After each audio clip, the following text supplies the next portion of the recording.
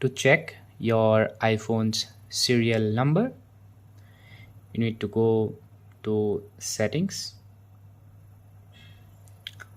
From here, you need to swipe down until you find this general option.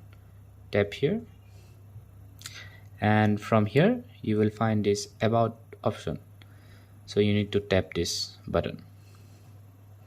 Now you will find your serial number on this page. As you can see, this is the serial number.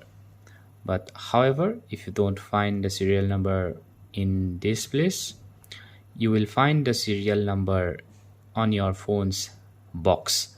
So make sure to check your phone's box. You will definitely find your serial number on your phone's box. So yeah, thanks for watching. If this video helpful, please like and subscribe to my channel.